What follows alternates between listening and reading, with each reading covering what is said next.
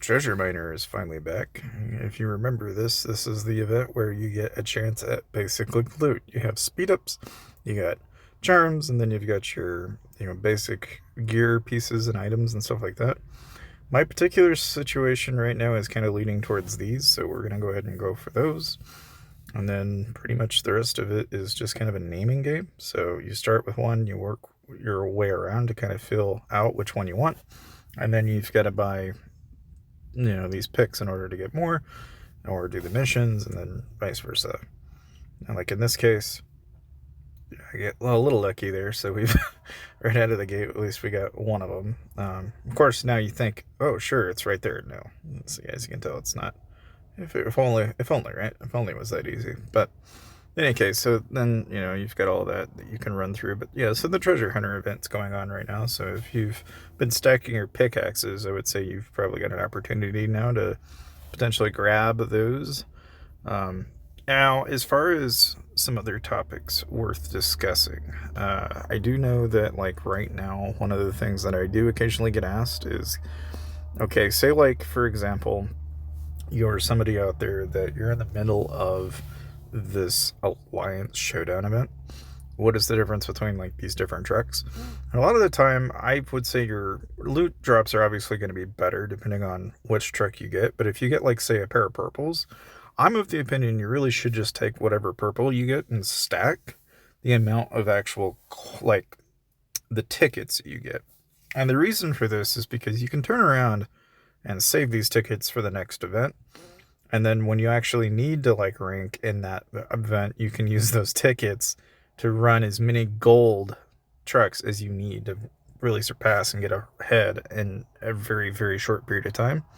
At least that's the way I like to approach it. So I usually, if I feel like we're not going to do well in this particular event, I'll just stack the tickets as opposed to like just burning them right away. That is to say, yes, I'm intentionally lowballing us. Sorry, guys, but it's within a good cause, and it's not like it won't eventually work its way into but obviously like here you can get some of these. So like if for example I gotta go hit a polar terror, so easy enough. We'll just pick one, hold a rally, and then we'll just from doing that alone, that's going to get you some points and you're going to rank. The main thing though is like knowing whatever the event is. So like right now, if I was doing find refined crystals, I'm going to get a ton of points. So for that reason, we'll just go ahead and run over here to the embassy, since that is currently, I believe, the last building. I'm not really sure though. Oh, never mind. It's not that building actually.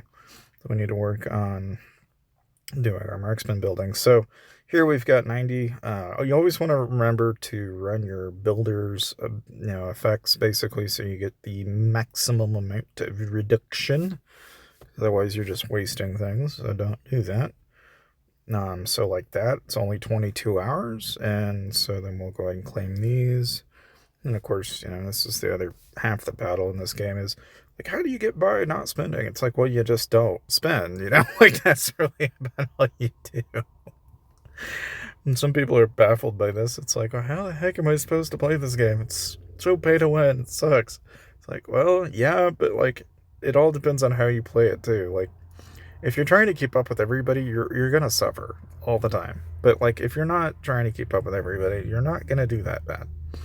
Now, like, you'll notice that between these and these, it's 2 for every like you're basically spending 2 enhancement XP components for every essence stone.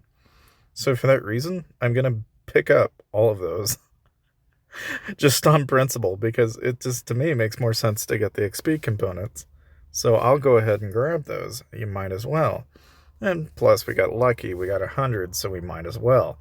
And that's just extra loot on the table, so getting lucky with that 100 there is super mighty helpful.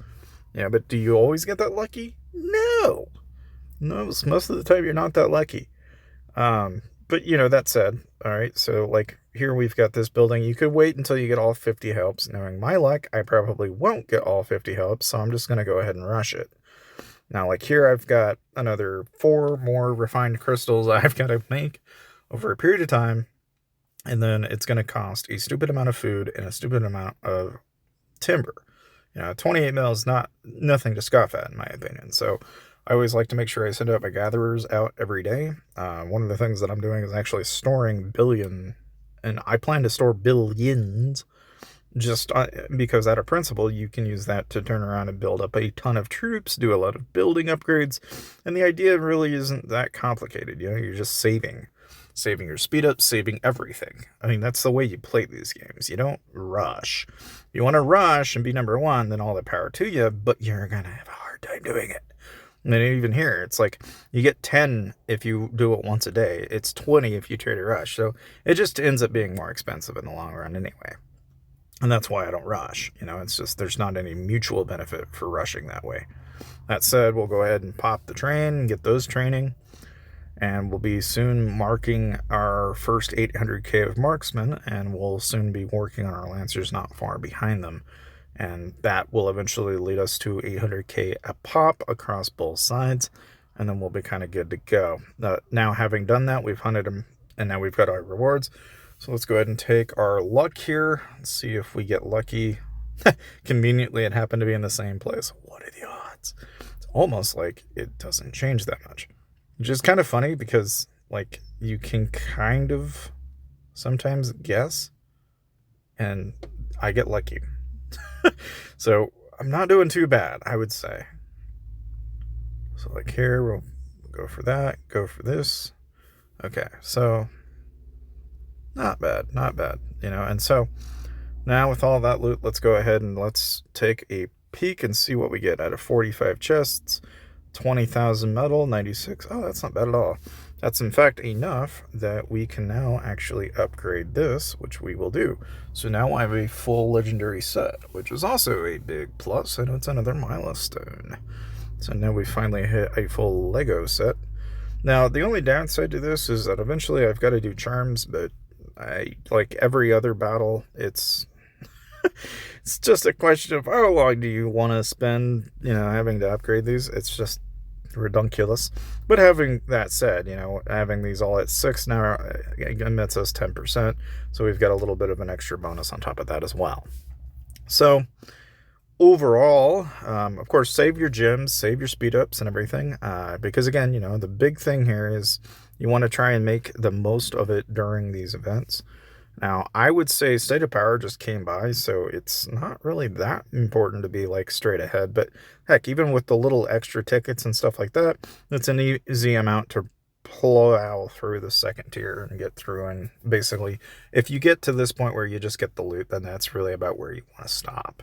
And then from there, of course, I'm also saving shards. So I'm down to 157 shards. So if I, at any point, want to just go ahead and upgrade Renee completely, I could do so. But again, it's just all about perspective and thinking long term. And the real trick with this game is knowing that in, generation speak, that is to say, you have to think in terms of several generations in the future. Like I had someone ask me about, like, do you use Greg or do you get Alonzo? Which one do I focus on? And it's like, in my opinion, Alonzo is a better pick if you're wanting him for defensive lethality and you want like somebody that's going to be decent inside arena. But it's all time specific, like if you're just starting out and you're at Gen 2 and you're just coming around the corner, yeah, I mean, Alonzo's going to be a good pick. But once Gen 3 comes around the corner and you got Greg, well then, yeah, guess what? The next best thing around the corner is going to be Greg in terms of just stats and everything purely from that. But that also assumes you upgrade it completely. If you're not going to, then no. It's always going to favor whichever one's fully more upgraded than the other, and there is a point at which, okay, it becomes almost a kind of a sideway trade, but you have to get them like up to 4 stars before you ever actually start needing to worry about that. And even then, I wouldn't sweat it. In any case, that is pretty much my rant for the little bit of time that I've had with you today. Thank you guys for watching, and I'll see you guys next time.